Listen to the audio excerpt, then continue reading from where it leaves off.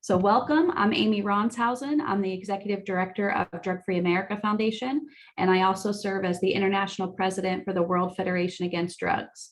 Today, I have the honor of acting as your host and moderator of this side event titled Drug Endangered Children, Identification and Program Success Stories. Today's event is co-sponsored by the World Federation Against Drugs, the National Alliance for Drug Endangered Children, and the Turkish Green Crescent. Around the globe, there are children at risk because they live in homes where a parent or other adult misuses drugs or alcohol.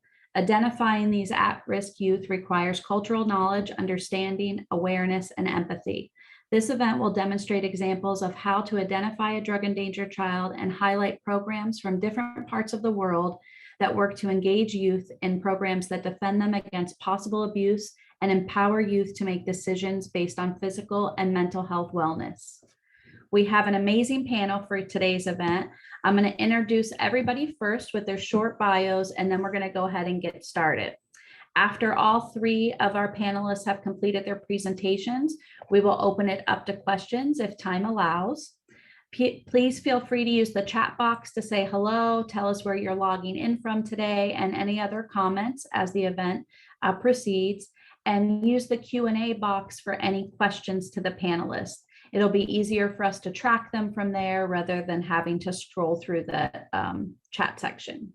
We'll do our best to answer any questions, and if for some reason we don't have time at the end to do so, I have your emails from registration, and we'll make sure that we follow up to answer any questions we weren't able to. So let's get started with a quick introduction of who is on your panel today. First, we will hear from Scott Henderson. Scott is the Executive Director of the National Alliance for Drug Endangered Children, also called National DEC. He brings over 30 years of profit and nonprofit executive leadership experience to the organization. For 15 years, he served as the Executive Director for nonprofits that provided experiential education, leadership development, and partnership programs serving children, youth, and families at risk. For the next 5 years, he served organizations in transition, leading strategic planning, clarifying mission and vision, board and staff development. He joined the National DEC in February of 2020. National DEC develops, trains, and supports state, tribal, local, and regional multidisciplinary DEC alliances. DEC alliances provide early recognition, appropriate intervention, and services for children and families affected by parent or caregiver legal or illegal substance misuse. Scott graduated from Trinity University in San Antonio and lives in Highlands Ranch, a suburb of Denver, Colorado. And he just told us it looks postcard perfect out his window as they got a little snow. So he wishes he could share that picture with you, and I bet it looks beautiful. Second on our panel will be Daria Arit. Daria completed her undergraduate education at Silk University, I'm probably pronouncing some of these things wrong, teaching department in 2008, and her graduate studies at Cleveland State University, counselor education department in 2021. She gave the praxis test in 2021 and became a licensed therapist in the US. She has been working as a research assistant at Marmara University, guidance and psychological counseling development since 2013, and completed her doctorate at the same department in 2019. She worked as a visiting researcher in the Department of Clinical Psychology at the University of Munster for a period during her doctoral thesis. She continues her integral psychotherapy, somatic experience, and couple and family therapy training given by Murat Doktor. Her research interests include cultural backgrounds and definitions of psychopathologies, family systems, transmitted beliefs, and the reflection of trauma in the body. She is an appointed counselor for the Green Crescent Life Skills Training Program of the Turkish Green Crescent. And our final panelist for today will be Dandy Yella, the WFAD country representative for the Democratic Republic of the Congo, DRC. Dandy has over 20 years of experience in leadership and management, corporate responsibility, public affairs, public relations, and communication with key managerial positions in international corporations and organizations. He is currently managing the WFAD DRC office while supervising that team and support of the WFAD headquarters. The implementation of a 3-year project funded by the Swedish cooperation entitled Sober Youth, Healthier Communities, Transforming the Violent Youth in Kinshasa in DRC, and he has very touching stories of success there. So now I will turn it over to our first panelist, Scott. Scott, you want to share your screen and we will get started. Thank you, Amy. It's really an honor to be a part of this distinguished panel. And as Amy shared, DEC stands for Drug Endangered Children. So whenever you hear me use the word DEC, that's what we mean by that. So I am the executive director for National DEC. We're a national U.S. nonprofit organization, and we've been working to break the generational cycle of substance misuse for over 23 years. Our staff are representative of the multidisciplinary alliances that we develop, train, and support. They have backgrounds in law enforcement and the legal system, child welfare, child advocacy, and nonprofit leadership and strategy. Our board of directors are also a multidisciplinary alliance team made up of folks who have a variety of backgrounds and experience to help guide our organization. Combined, our staff and board have hundreds and hundreds of years of relevant experiences related to our work. So this presentation is going to be a very brief overview of our approach regarding early identification and what we have found is an effective, successful approach.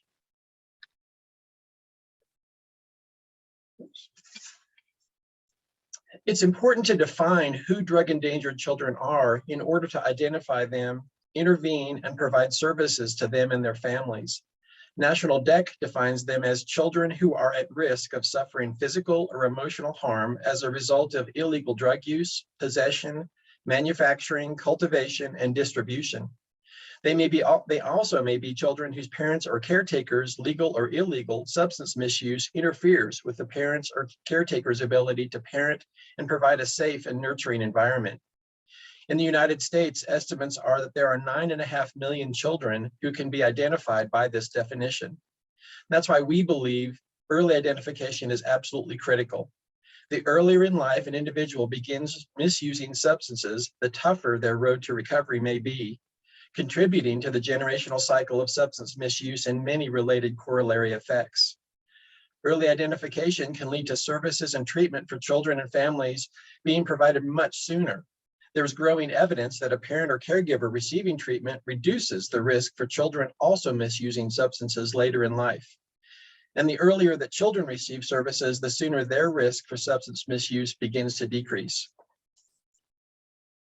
Our vision is 100% healthy, safe children, families, and communities free from the negative impact of substance misuse and drug activity. It may sound like 100% is too high of a goal, but if we don't reach for 100%, we won't move the needle towards 100%. The approach we have found successful teaches early identification, response and intervention, and services for children and families affected by parental or caregiver substance misuse. And to facilitate that approach, National DEC equips comprehensive, multidisciplinary alliances, communities, organizations, and individuals with access to our National Resource Center trainings and technical assistance. These DEC alliances formed are at the state, local, regional, and tribal levels, where they work to improve the lives of children and families in their communities. DEC Alliance members, again, are multidisciplinary.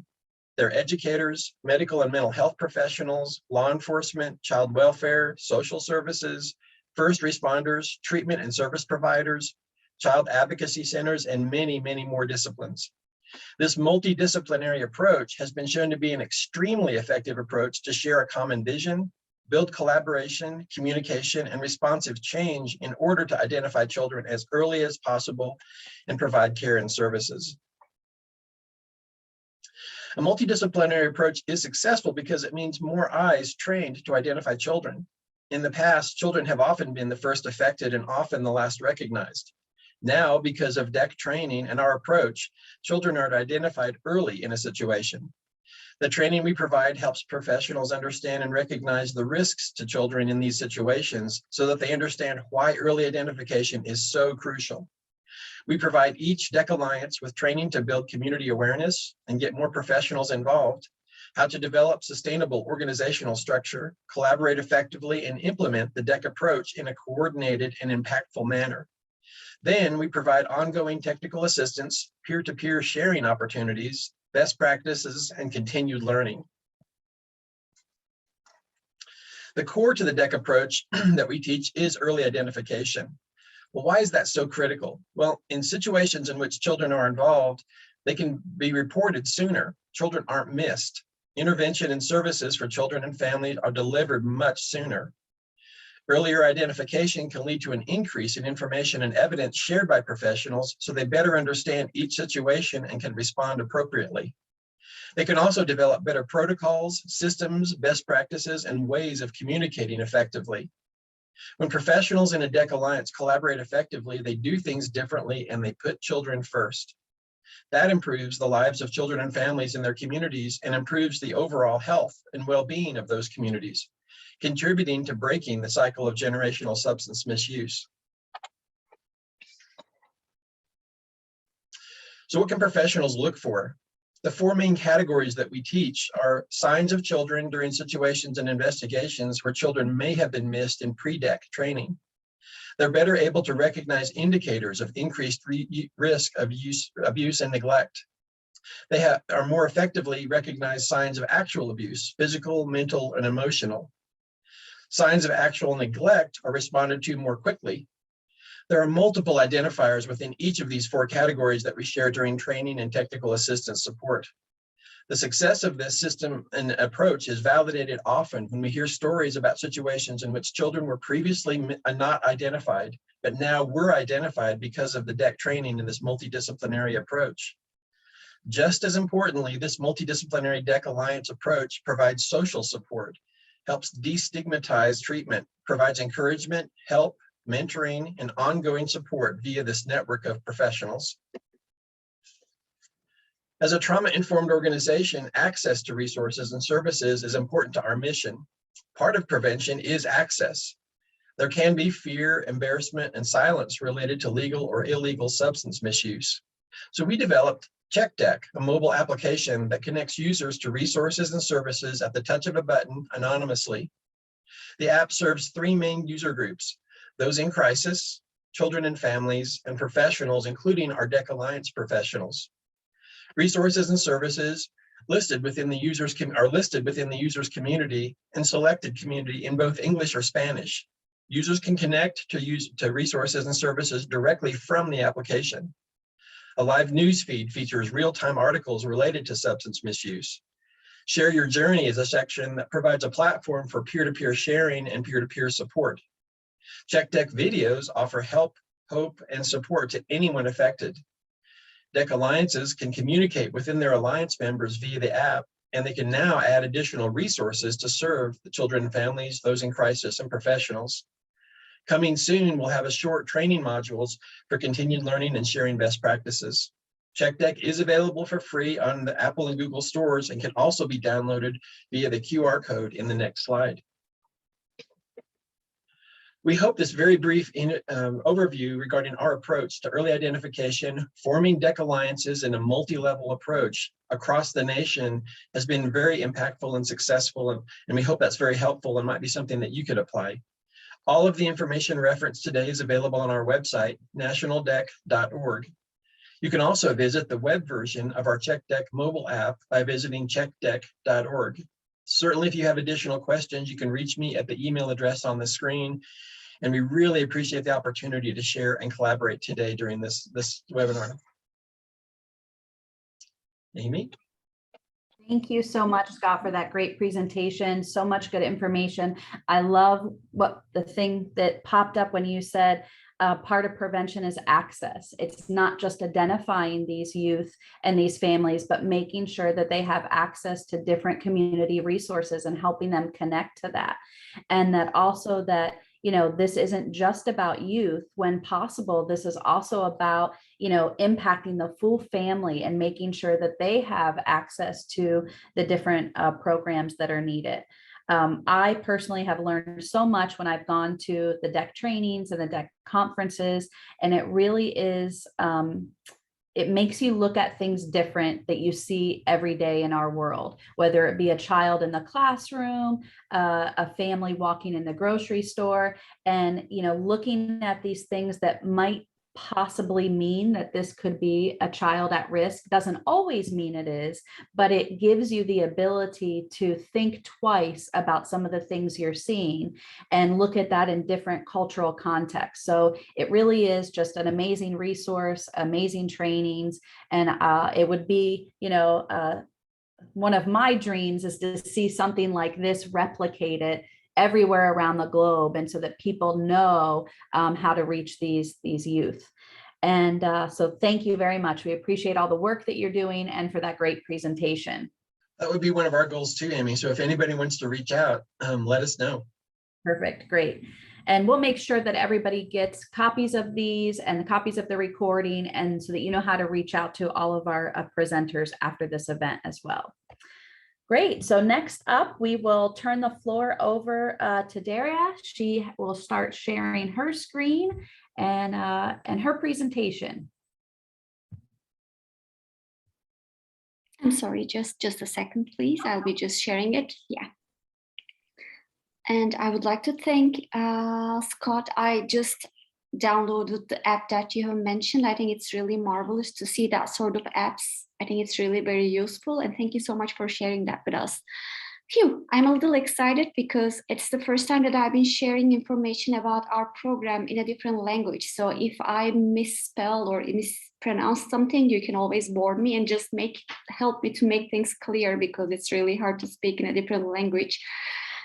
Oh, okay, then. So what I am going to speak about today is about our life skills program that we have developed in order to reduce the risks of the addiction in youth population with the help of Green Crescent, with the support of Green Crescent, and it's actually called as Green Crescent Life Skills Training Program right now. And I just don't yeah, okay. So as you see, as Green Crescent, we have so many different programs in order to help people who has addiction problems and to stop people to get into addiction. So like a prevention program. So one of the primary prevention programs that we use so often is just Green Crescent Addiction Prevention Training Program, and the other one is Green Crescent Life Skills Training Program.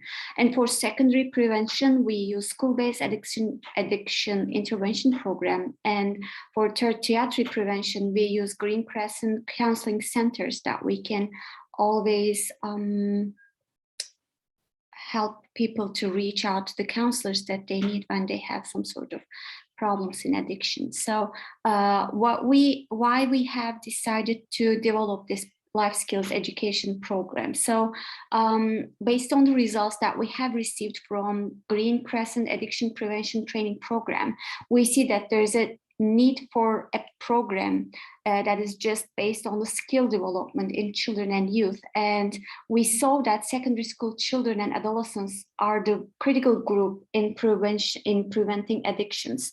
So we just thought that there was a Botvin's life skills program already in the literature, but we thought that since it is going to be it is going to include some sort of cultural aspects, so we said that we need to design a program within the line of cultural characteristics, and then we wanted to also show the prove the scientific within the scientific data that life skills program is also an effective program. And also we saw that Botvin's life skills program seemed to be a really effective program in the literature, that it can prevent tobacco, alcohol, and other substance use in the secondary school level, and tobacco and alcohol use in the elementary school level. So what we have decided is,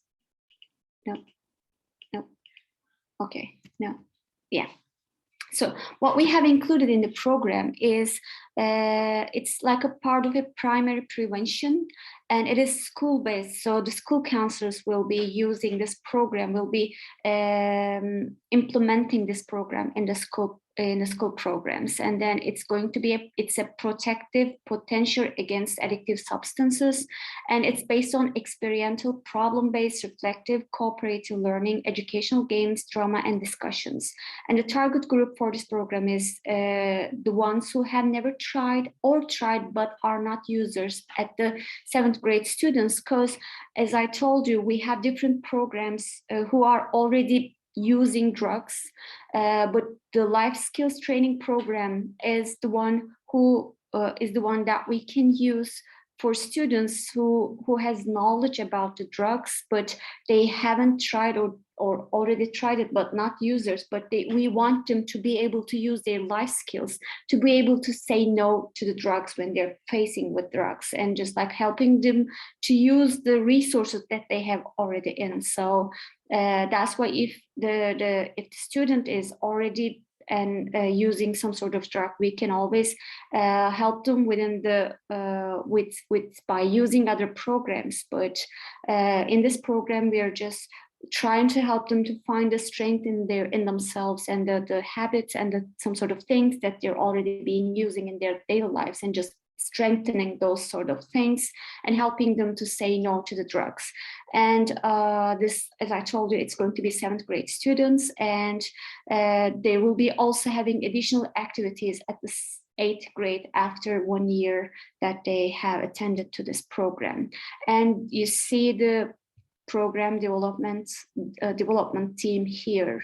That's a huge team, but it has a really long time to write and prepare the program. So we were a really huge team, and what sort of things that we focus on in this program is, like, first of all, we wanted to coping with the negative emotions, like reminding them self-control skills, coping with stress and anger, coping with challenging, unexpected life events, problem solving, positive thinking skills. And we wanted to also focus on self-awareness and body image.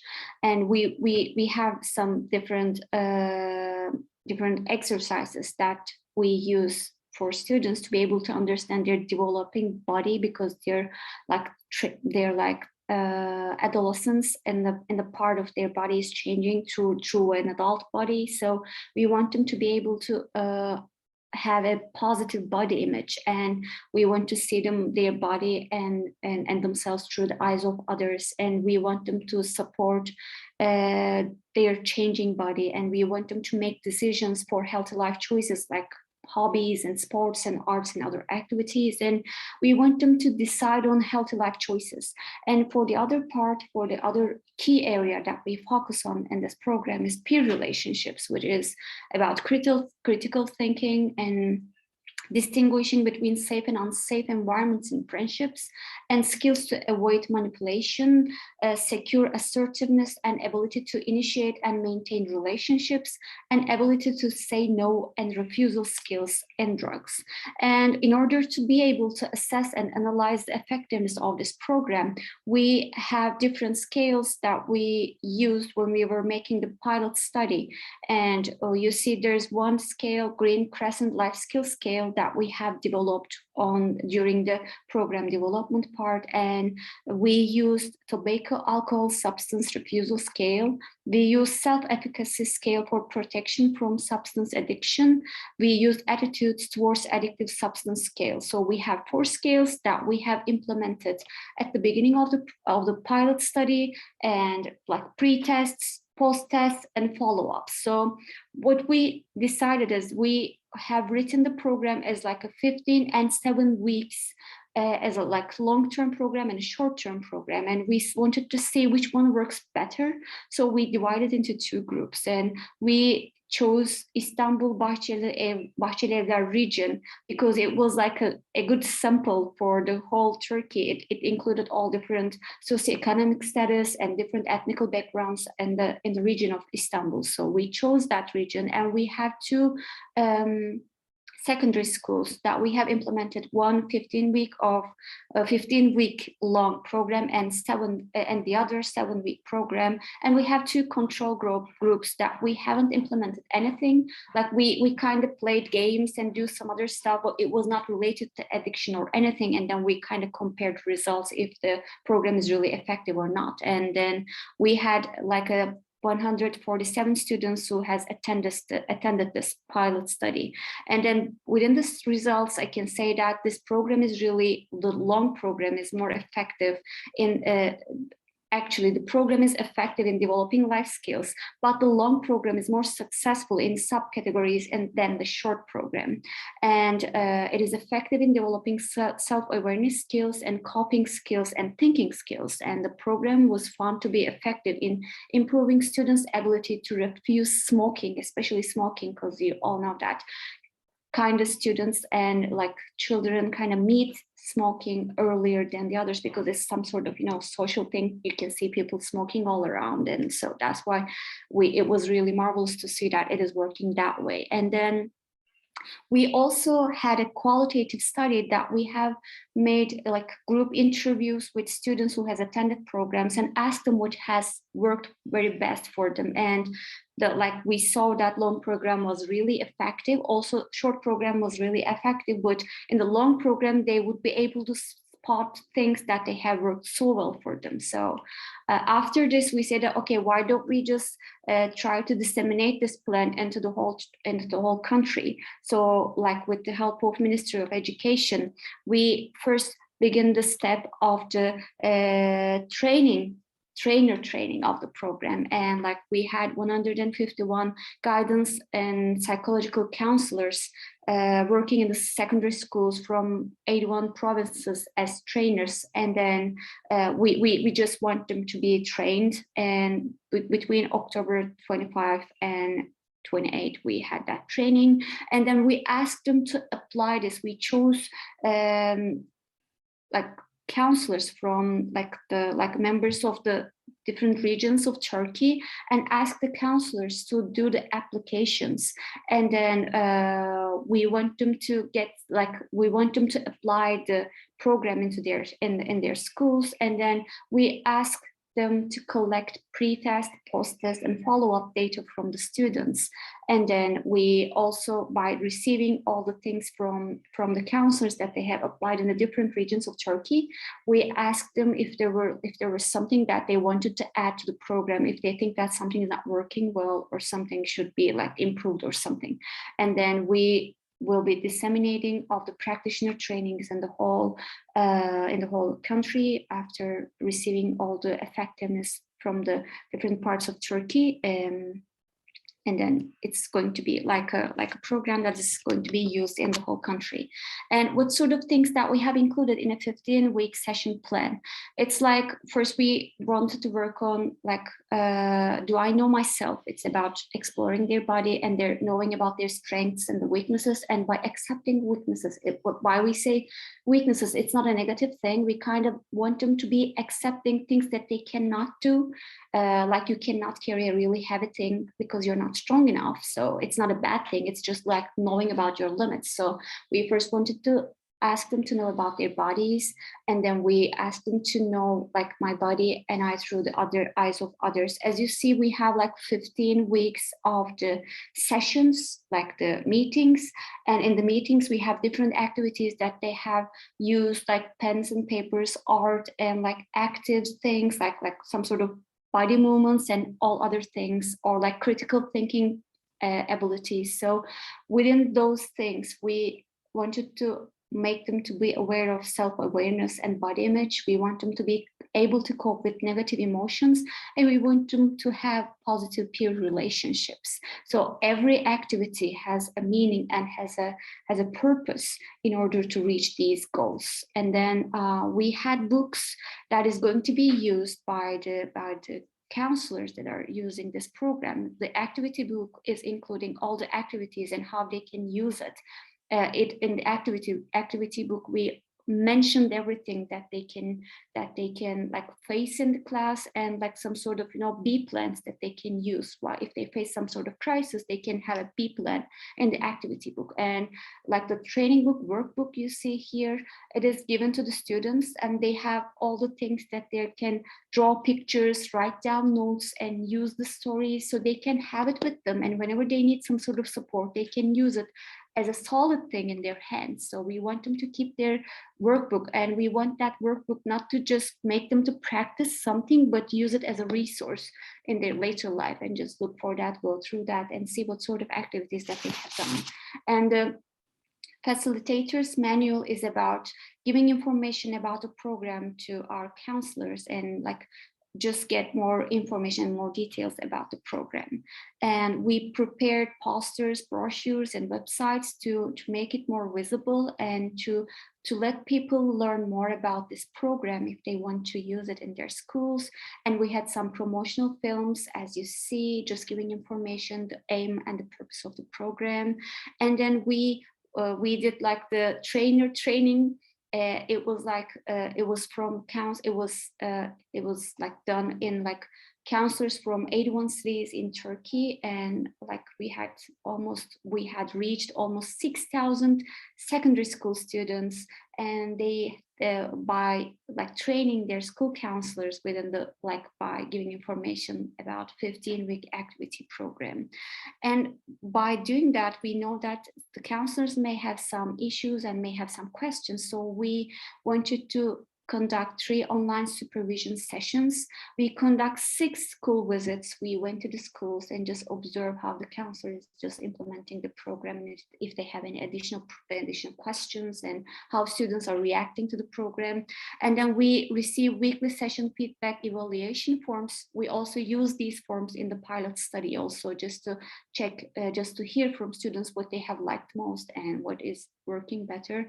And we also gave some supervision videos that they can receive more ideas about how to implement that meeting for that week, and they're reading it from the book. And if they wanted to see how they have to do it, they can also use those videos, and just to see how they can let the students play with the activities. And then, as you see, the effectiveness analysis that we have run in Turkey is like we have started like a pre-test study, and then we like implement the program, and we did the post-test study, and then after 6 weeks we also collect the follow-up data, and just to see if it's working, and if the results are continuing even after 6 weeks.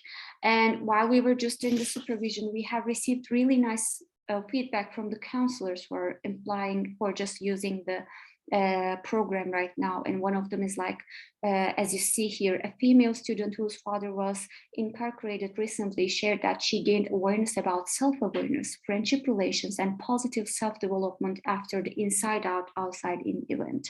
And you see it's from Batman, another city in Turkey.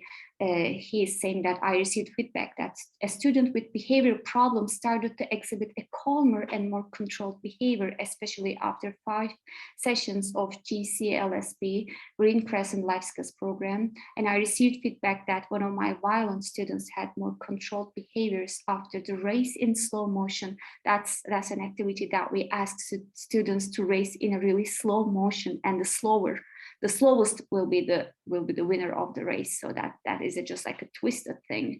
So it is just like helping students to be able to control themselves. And in another city, we see that we get very good feedback in the classrooms where we had GCLSP meetings. Students have become more open to sharing. We are getting feedback from the classroom guidance teachers, especially that there is a general decrease in bullying behaviors. So, well, this is what since we have only 15 minutes, I don't know if I'm taking so much of my time, but this is what I'm going to be talking about. So am I running out of time? Did I speak too much? Nope, you're perfect. That's very great information. It's really interesting to see how these programs are implemented in different parts of the world. I think we take the word life skills for granted. We don't really think much about it, but these are skills that you're teaching these kids that they will use later in life. We just kind of don't think about that. And, it's a critical group, especially if we look at that some of these kids are probably at risk and they might not be able to develop those skills on their own in their own family settings. So having them in these programs. And one of the things that I really enjoyed was the self-awareness and body image, because today in the era of social media, our youth are so bombarded with negativity and pressure in that particular setting. So that's a wonderful thing to really build on and build that positivity there. Thank you so much. And I would like to just add just a little one that we want them to be aware of their power, their skills that is already in themselves. We don't want them just like, this is the skill that you should be using. We want them just to be able to realize what they already have and use it, because they have been using it, and it's just so easy to make them to use it in a different area instead of just like creating a new life skill. So it's really helpful. And thank you so much for all your feedback. Absolutely. And that's so important for youth because they don't see that special skill set they have. They don't understand how important that is. So bringing that to light and letting them share that's perfect. Great. Thank you so much. Thank you. Okay. So next we have Dandy. Dandy's going to tell us about the program that he is over in the DRC. And Dandy, I'll let you go ahead and start sharing your screen. And make sure you unmute yourself.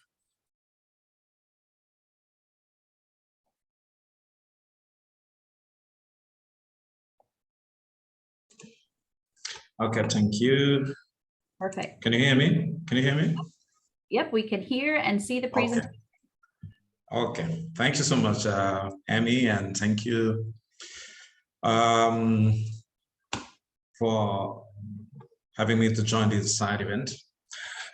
First of all, I want to say hello from the heart of Africa. You know, DRC is in the center of Africa. It's the second largest country in the continent of Africa.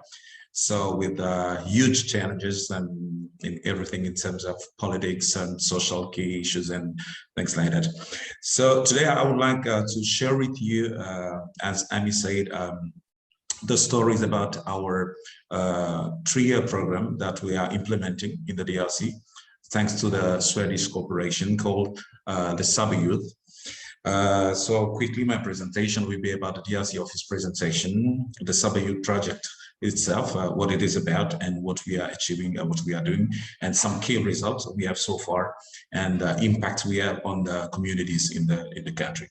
So first of all, we have heard that the World Federation opened its office in the DRC in 2020. In February, as you can see, you remember we have our Secretary General, Mr. Peter, who visited the country in early 2020 in February. And some months later, then we officially opened the office in the DRC in September.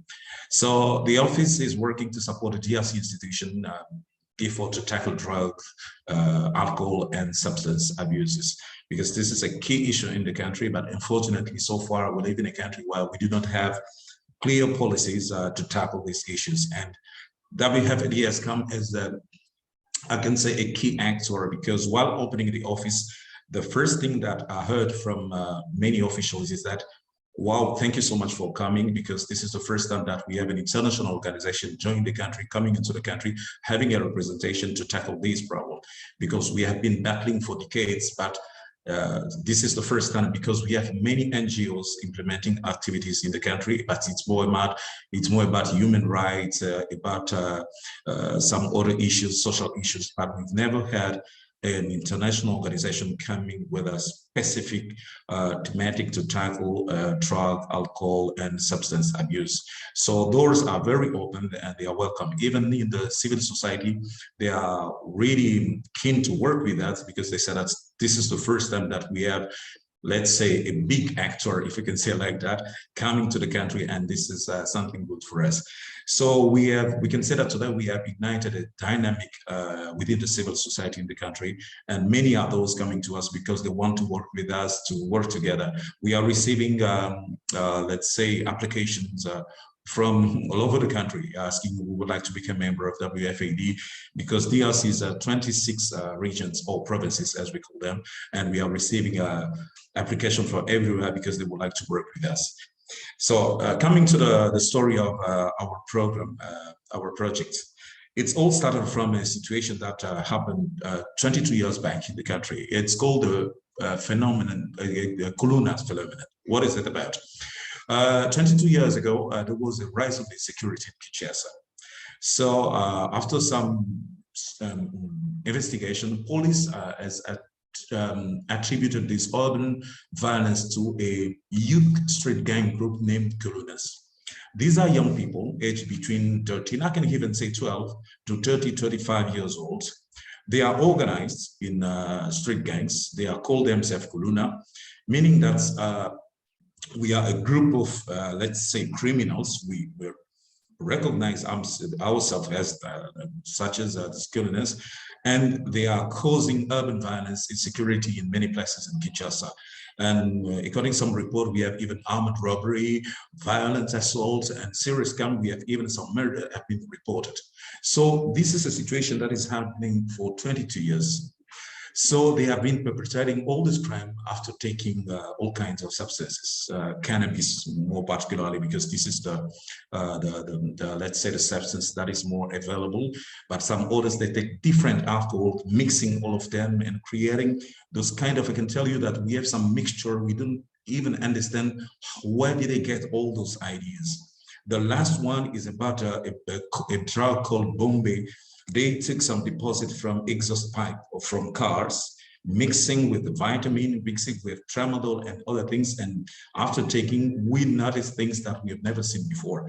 And this is becoming very serious in the country. Even the president himself raised the voice to say we have to do something because this is something risky for our youth.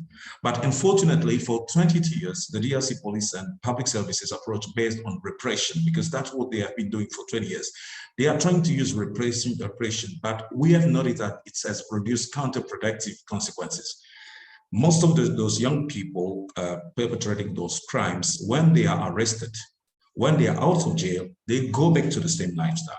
Nothing changes. So they have been doing it for decades, but we don't see any change. But on the contrary, the phenomenon is still spreading. It started from one corner in Kinshasa, but now that I'm telling you, almost the whole city is really under this urban violence and the situation of this Kuluna. But we as WFAD, we came as an organization with a new approach that is more social. We say it is true that those young men, those young girls are perpetrating crimes, but the question we have to ask, why are they doing that? Yes, they are using drugs. Yes, they are using alcohol, but what is the key problem? We have noticed that many surveys have been implemented, have been conducted. Most of them have come to one conclusion. The problem is about precariousness and poverty. Because when you ask those people, why are you doing this? They say, we are poor, our families are poor, we don't have job, unemployment, we don't see anything, we don't, the government does not give us jobs, we don't know what to do, we don't have, let's say, a way to earn our living. So for us, the only way is to go and live on the street. Because this phenomenon was presented by another one called street kids. Those ones were not Kulunas, but they were more, let's say, robbers. They were just robbing people. But Kulunas, they are not only robbing people, they are even killing people, because the objective is just to get anything you have. It's maybe a phone, your money, or anything they can get. The most important for them is to get something to sell and earn their living, and after taking all those kind of things. So we have come with a new approach saying that we better avoid repression upfront.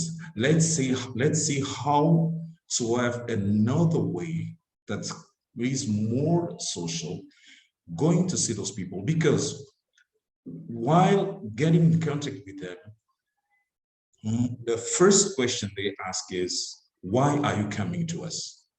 Are you working with the police? Are you coming? You want to identify us to give our names to the police? Because if we give you our identities, you report to the police and then we'll be arrested. We say, no, no, no, no. We have come because we want to help you to come out of your situation. So their reaction was really, because at the beginning they were very reluctant. We said, we don't trust you, we don't know you, we are not sure that you are going to. We say, no, we want to help you to stop this lifestyle and to re-socialize you and then help you to live a normal life. And what we have seen so far is something that is very touching, because they say, you see, we as colonials, we are considered to be like animals. People are rejecting us. We are not considered. But when we see you coming to us, discussing with us, considering us as normal human beings, discussing with us, you show empathy, you are showing love. And this is for us something new, because what we know is that whenever our names are reported to the police, the first thing we notice is that we have police raid and we are arrested. But you are coming with another idea, and this opened the door to all to these people, and that makes it more easier. But it was not easy, because we spent weeks of discussion, because they are well organized. They have general, colonel, lieutenant. They are well organized. You cannot have a group of Kuluna leaving this neighborhood going to another one. You have to ask permission before doing that. If you don't do that, you will have all kinds of situations that can lead to even some death. So this 3-year project is, what is it about? It's about to support those young persons called Kuluna, first to leave, and to prevent others from joining this violent street young gangs of Kinshasa. And today we can tell you that after launching the project in December 2020, we have seen things that are really changing, let's say, the narrative about these people. So the project is implemented with 3 partners, which are local partners in Kinshasa. They are those interacting with those young people. They are those getting in contact with them, identifying those people, and supporting mentally and psychosocially. So there are 3, we are working with them: Interaction, CIFES, and Dassault. So Kinshasa is very large. It's a city of about 15 million people. So we started from another neighborhood called Kinshasa as well as the capital city. But we have also some activity extension to the 3 other neighborhoods of Kinshasa called Makala, Selembao, and Ngaliema. So the project was officially launched in December 2020 with the DRC Ministry of Social Affairs, because this is a social support of our organization to tackle this alcohol and substance abuse in the country. As you can see, we have the ministry, we have the Swedish corporation as well. So going quickly to the key results that we have today, because we have started in December 2020. Today, after a year of implementation, we have succeeded to support 674 young men and women, meaning 474 girls and 200 boys. They have completed mental and psychosocial support. So they have gone through sessions with our partners for almost 4 to 6 months, depending on level of depression, because the problem what we notice is that those are people resorting to all kinds of substances. So the level of depression is different depending on so they are grouped in according to the level of depression. And thanks to that, we organize mental and psychosocial support sessions. And thanks to that, today we have 674 of them who have completed the mental and psychosocial support. And after this part of mental and social support, there is another component, because as we notice is that having those people being, let's say, wind of drugs and substances does not give the answer or the response to the problem they have about poverty, about precariousness. So we say, okay, if we help them thanks to the mental and psychosocial support, what do we have in terms of response to the socioeconomic situation they have? Because They are complaining about unemployment. They are complaining about poverty. They are complaining about precariousness. This is the problem we have in the DRC, because poverty is, let's say, the majority of the DRC population is very poor. Very poor. When I say poor, it means less than $1 per day. So when you see those people living in such situations, if you don't bring the socioeconomic response, that means you have done, let's say, on halfway your job, because the temptation is that they will try to go back, because after the mental and psychosocial support, if there is no economic support, if there is no socioeconomic support, most of them try to go back to the life, because they say that we don't see how we are going to earn our living if we stop taking drugs, or if we don't stop doing what we're doing. So that's why the project is developed. We have two components. We have the mental and psychosocial support, and we have the socioeconomic support that gives opportunity to those young people to get. We have a program with job creations. We have also a part of income generating activities, helping them to do some small businesses. And we have also some other who would like to go back to formal or informal school, because they want to change their life. And we have good story coming up. So today we have 200 young men who are empowered through what we call a waste collection program with one of our partner, Interaction DRC. They are paid every month. They receive a salary, and now we have testimonials from them saying that we have not only we have stopped living on the street, some are renting their houses, some now have small businesses thanks to the salaries they are receiving, and the narrative have totally changed in their lives. So we have 49 young ladies now working on the program that we call with the sort, they say water, because we have built 3 boreholes, and those ladies are working in those boreholes and what we can call a mining plant of water production. They are also receiving salaries, and they are making some savings, and some of them have already started their small businesses thanks to the savings they have received. And 300 young girls are being empowered through formal and informal training. I can give an example.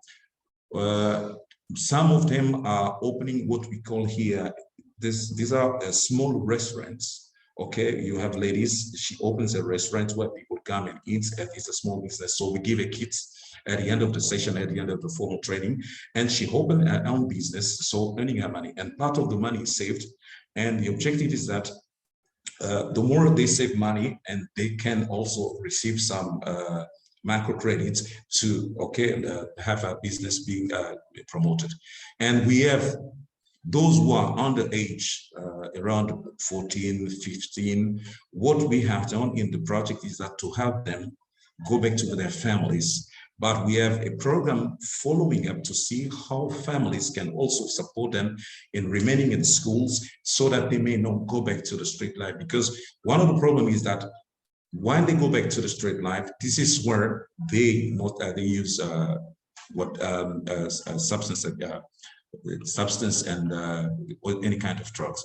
So in terms of community today, what we can say that thanks to the project today, with the 3 boreholes, we are supplying water to local communities, and the 3 boreholes today are providing water to 100,000 people in Kinshasa, around 15,000 households. So the place where we have this house, where these boreholes, some of them have not seen water coming out from their tap or faucet. You can say for 10 years. It was for the first time they see water coming out, and when they see clean water, they can drink, because they used to resort to some, let's say, traditional borehole. The water was not clean. You cannot drink it. You can maybe use it to washing, but you cannot drink it. But with our boreholes, they have clean water that they can drink, they can use in anything. And this is something that people say for the first time.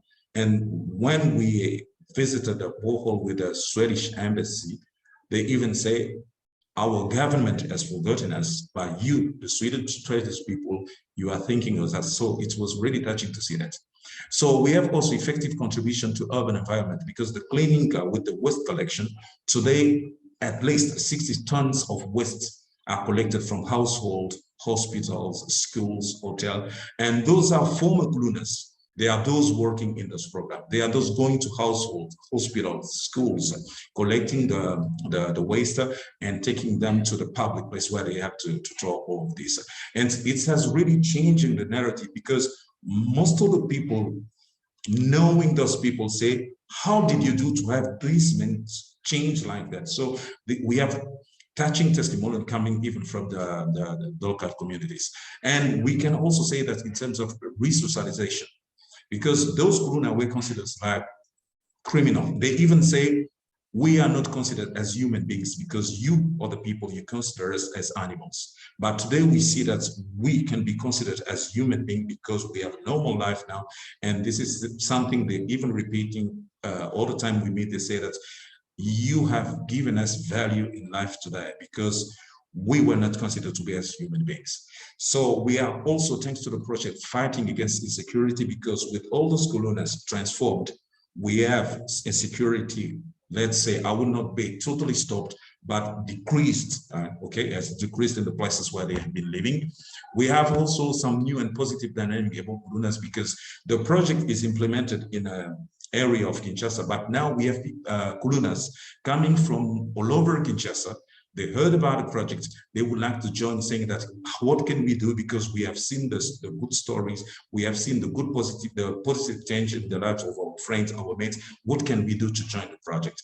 But also another thing that will like to impact is the economic impact, because now they have those people who are empowered. They have a purchasing power, so they have money. So we have seen small business growing around them, and people know that now they have money because they are receiving some remuneration every month. So we have some good story we have shared in our website. If you go to the WFAD website, you can see some stories that we have shared about a young man who has been a former Kuruna. Thanks to the remuneration received from the project, he paid his school. Now that we are talking, he has gotten his higher school diploma, and we are helping him to continue because he would like to go further to his education. And we have two of them now who would like to go further to their education thanks to the project, because the money they received, they made some saving, and thanks to the saving, they have completed a higher school education. So this month, earlier, we have been visited by the International Director of CEDA, Mrs. Karen Henderson. She interacted with those ladies because there are 200 of them who have completed the mental and psychosocial support. And now they have entered the empowerment process where they are going to be trained in income generating activities, but some others will go to formal or informal trainings to know those who would like to do some other business and some other activities. Then for 3 months, they will be trained, and then we'll see how to empower them gradually. So to close this, I would like just to say that today the DRC Ministry in charge of youth is using our project as the baseline to develop a new policy in terms of youth support.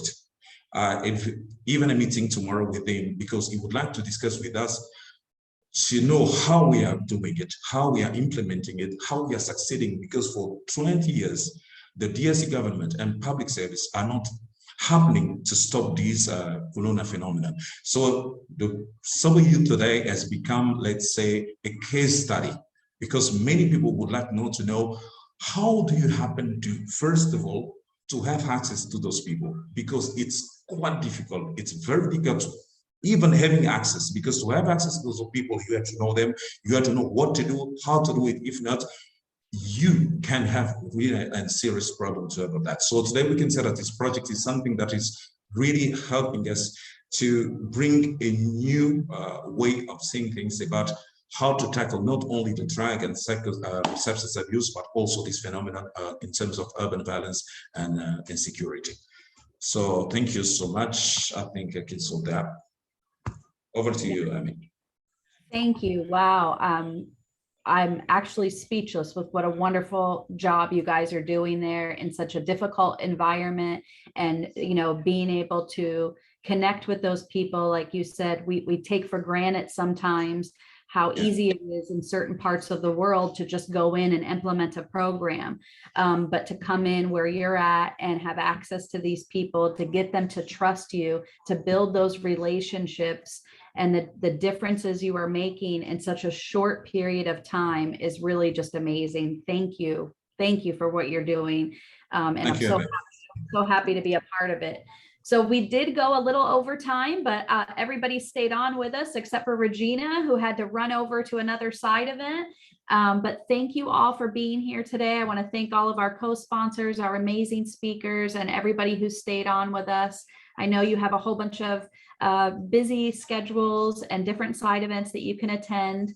We will send out the recording of this and the links to the different resources that were provided in the presentations and copies of the PowerPoints. And thank you guys for being here and for all the work that you do in your communities.